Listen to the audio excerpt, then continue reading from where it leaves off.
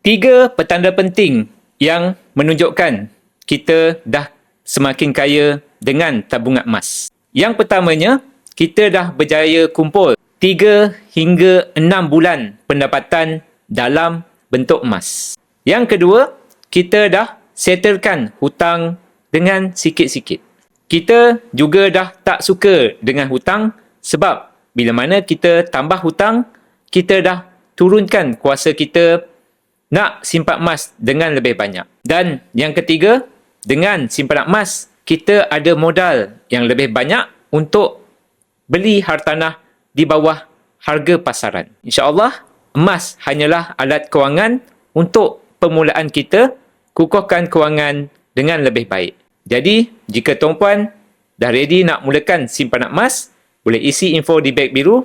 InsyaAllah, dengan ilmu, kita tahu apa kita nak buat.